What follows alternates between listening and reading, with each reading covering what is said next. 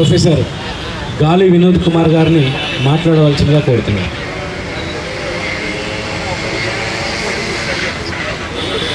సభాధ్యక్షులు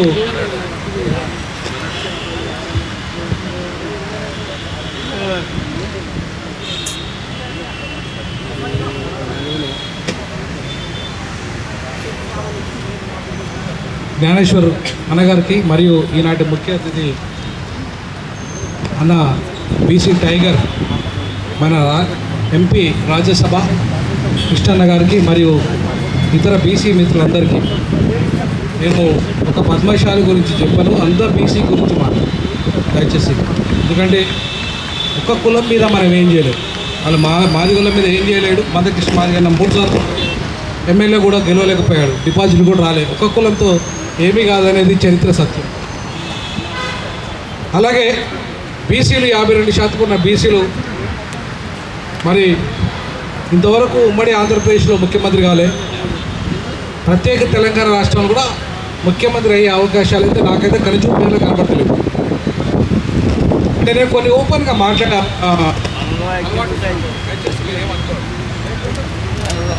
ఎందుకంటే కొండా లక్ష్మణ్ బాపూజీ గారు అంటే మామూలు వ్యక్తి కాదు, అంటే ఆయన పెద్ద శక్తి. ఆయన నిజంగా కమిట్మెంట్ లీడర్. అంటే తెలంగాణ మహిళాశ ఉద్యమం, విద్యార్థి ఉద్యమం ఇలా ఇంత నిలబడి తెలంగాణ రాష్ట్ర సాధనలో కీలక భూమిక పోషించాలని కొండా లక్ష్మణ్ బాపూజీ గారు మొట్టమొదటిసారిగా 1,20,000 రూపాయలు ఎవరి డబ్బులు మన అన్నగారు ఇచ్చారు. డబ్బులు ఫస్ట్ విద్యార్థి ఉద్యమానికి కొండా లక్ష్మణ్ బాపూజీ గారు 1,20,000 చెక్ ఇచ్చారు. ఏ కేసీఆర్, ఏ కోదండరామరెడ్డి ఎవరు కూడా రూపాయి ఇచ్చిన దాఖలాలు లేవు. మన విద్యార్థి ఉద్యమాన్ని బహుజనులదని, అడుగు బలైన వర్గాలదని పంపించుకోవడానికి బాపూజీ గారు ఇచ్చిన 1,20,000 రూపాయల డబ్బుతోనే ఆ విద్యార్థి ఉద్యమం ప్రారంభమైంది. అది ఎంతమందికి తెలుసు? చరిత్రలో ఎక్కడైనా రాస్తారా? ఎక్కడైనా రాస్తున్నారా? ఇవాళ తెలంగాణలోని ఉమ్మడి ఆంధ్రప్రదేశ్లో మా దళితుల కోసం 5 కోట్ల రూపాయలు కేటాయించిన ఘనత ఎవరిది? కొండా లక్ష్మణ్ బాపూజీ గారు. దళితుల పక్షాన్ని నిలబడి కొట్లాడిన వ్యక్తి ఎవరున్నారు? కొండా లక్ష్మణ్ బాపూజీ గారు ఉన్నారు. నిజాం తర్వాత అంత పెద్ద అమౌంట్ దళితుల కోసం ఖర్చు పెట్టిన నాయకుడు ఎవరు లేరు, ఒక కొండా లక్ష్మణ్ బాపూజీ మాత్రమే. కొండా లక్ష్మణ్ బాపూజీ పద్మవిభూషణ్ భారతరత్న ఇచ్చిన తక్కువనే ఆయనకు. భారతరత్న ఇవ్వాల ఆ స్థాయి అయినది.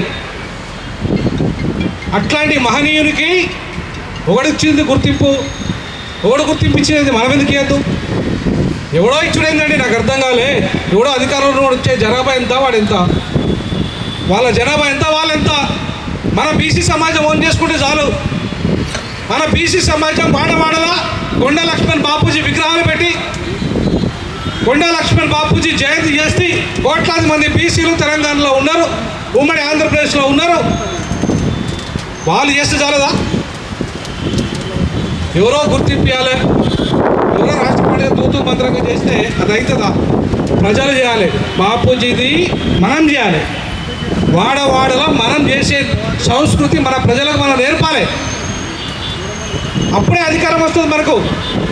కాంచీరామ్ అక్కడ ఉత్తరప్రదేశ్లో మన మహనీయుల జయంతి కోట్లాది మంది ప్రజలతో చేశాడు.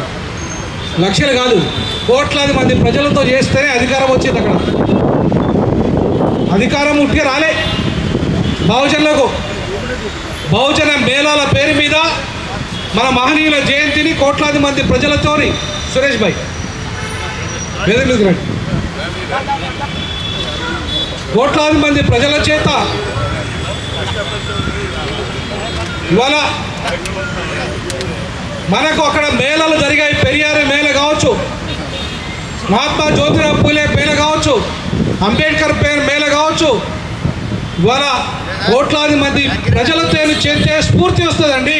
లక్షలాది మంది ప్రజల చేత మనం రూపాయి వేసుకుంటే కాదా? పద్మశాలీలు ఎంతమంది ఉన్నారు ఇవాళ? పద్మశాలీలు తక్కువ మంది ఏమన్నారా? 17 లక్షల మంది ఉన్నా అందులో మన 1,00,000 మందిని గ్యాదర్ చేయగలిగితే, ఒక మీటింగ్ పెట్టగలిగితే రాష్ట్ర ప్రభుత్వాలు కదలయా 17 లక్షలు వదిలిపెట్టి 2 లక్షల మందిని, 15 లక్షలు రాకపోయినా సరే ఒక 2 లక్షల మందితో భారీ బహిరంగ సభ పెట్టి మనం జాతిపితగా ప్రకటించుకొని మేము మీరెవరు చేయకపోయినా మేము చేస్తామని చెప్పి లక్షలాది మంది సమక్షంలో మనం చేస్తే రాష్ట్ర ప్రభుత్వాలు కానీ కేంద్ర ప్రభుత్వాలు కానీ దిగి రావా? ఎందుకు మనం 10 మందితోనే 20 మందితోనే 100 మందితోనే పెట్టుకుంటున్నాం? 17 లక్షల మంది ఉండి 17,000 మందితో కూడా పెట్టుకోవట్లేదు, 1700 మందితో కూడా పెట్టుకోవట్లేదు. చైతన్యం తప్పు మనదే కదా, లోపం మన దగ్గరే ఉంది కదా. ఇవాళ ఏవో పార్టీ అని తిట్టి ఎల్మోడని రెడ్డోడని ఇవాళ వాళ్ళు పెడతారు, సభలు పెడతారు, లక్షలాది మంది. మొన్న కేసీఆర్ ఎన్ని లక్షల మందితో పెట్టాడు? 25 లక్షల మందితో సభ పెట్టాడు. ఎవరి పైసలు పక్కన పెట్టానా? నువ్వు కూడా మంది పైసలు పడకరా, ఎవరితో అంటాను? అరే నువ్వు కూడా మంది పైసలు పట్టుకొచ్చి పెట్టాడా? కానీ నీ సత్తా ఏందో నిరూపించంటున్నా అక్కడ. నీ సత్తా ఏంది, మన సత్తా ఏందో మనం నిరూపించకపోతే మనల్ని ఎవడు కాంతాడు?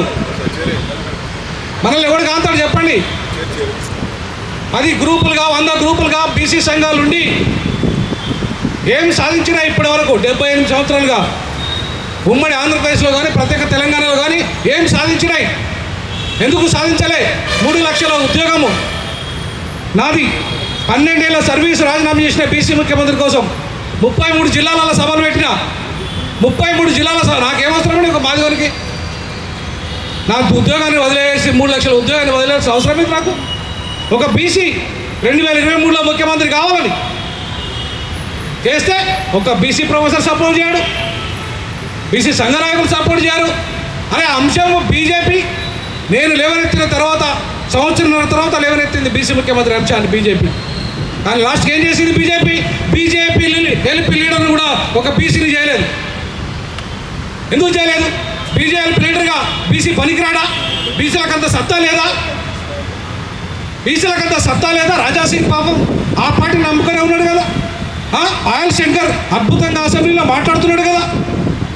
ఎందుకు ఇవ్వట్లేదు మీరు? బీజేపీ 50% మేము ఇచ్చిన జిల్లా అధ్యక్షులు అంటే అది కాదు ముఖ్యం. ముఖ్యమంత్రి పదవి ఇస్తాను వాళ్ళు ప్రతిపక్ష పార్టీ పదవి ఎందుకు ఇవ్వలేదు ముఖ్యం. అది కదా మనం అడగాల్సింది, అది కదా మనం నిలదీయాల్సింది. ఇవాళ అన్న ఆర్ కృష్ణను కూడా రిక్వెస్ట్ చేస్తా ఉన్నాను, నువ్వు ముఖ్యమంత్రి అభ్యర్థి అన్నా, నువ్వు బీజేపీని ప్రకటించమని చెప్పండి, నీ వెనుక మేము ఉంటాం.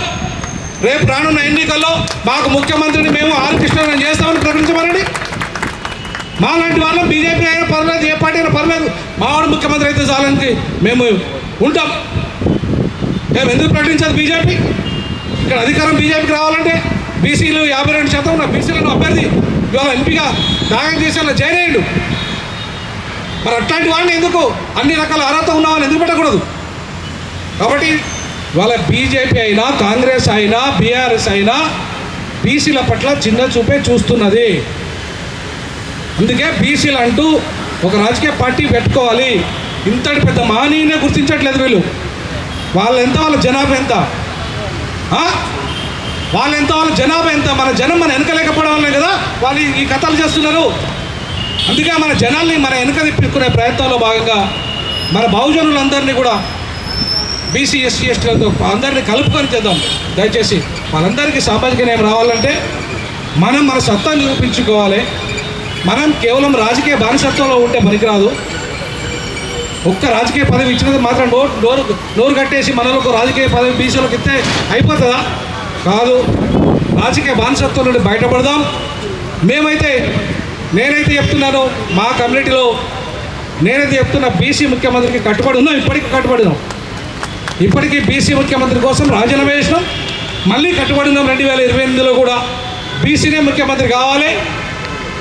తర్వాత ఎస్సీ, తర్వాత ఎస్టీ, తర్వాత మైనార్టీ, తర్వాత మహిళ, ఇట్లా 5 సంవత్సరాలు 5 వర్గాలకు అవకాశాలు ఇచ్చే విధంగా బీసీలు నాయకత్వం చేయండి. మీ నాయకత్వం కింద పనిచేయడానికి మేము సిద్ధంగా ఉన్నాం. మీకోసం పనిచేయడానికి తెలియజేస్తూ, ఇవాళ మీడియా ఎందుకు రాలేదు ఇక్కడికి? ఇంత పెద్ద మహనీయుని కార్యక్రమానికి ఏది మీడియా? యూట్యూబ్ మీడియా వస్తుందా? మిగతా మీడియా ఏమైంది? ఎందుకు రాలే? ఈ నాయకుడు ఎందుకు గుర్తిస్తలేదు మీడియా? ఈ మీడియాకు మనం పైసలు కట్టట్లేదా? ఈ మీడియాను మనం చూడట్లేదా? కాబట్టి ఈ మహనీయుని ఇవాళ తెలంగాణ మలిదశ ఉద్యమం, తొలిదశ ఉద్యమానికి ఒక అద్భుతమైన నాయకత్వాన్ని అందించాడు. మలిదశ ఉద్యమానికి స్ఫూర్తినిచ్చాడు. తెలంగాణ రాష్ట్ర సాధనలో కాకుండా మన బడుగు బలహీన వర్గాలు కూడా అందరికీ ఆత్మ గౌరవాన్ని నింపిన నాయకుడు, స్ఫూర్తినిచ్చిన నాయకుడు. ఆ నాయకుడి యొక్క ఆశయాలు నెరవేర్చే దిశగా పద్మశాలి సంఘం ముందంజలో ఉండి నడపాలని, అలాగే మిగతా బీసీ సమాజం అంతా అందుకు తోడ్పాటు అందించాలని, ఎస్సీ ఎస్టీలను కూడా అందిస్తామని చెప్పి ఈ సందర్భంగా తెలియజేస్తూ ఈ అవకాశం ఇచ్చిన మిత్రులందరికీ పేరు పేరున జై భీమ్, జై పూలే, జై పెరియార్, జై సామాజిక తెలంగాణ, జై జై సామాజిక తెలంగాణ. థ్యాంక్ యూ భయ్యా.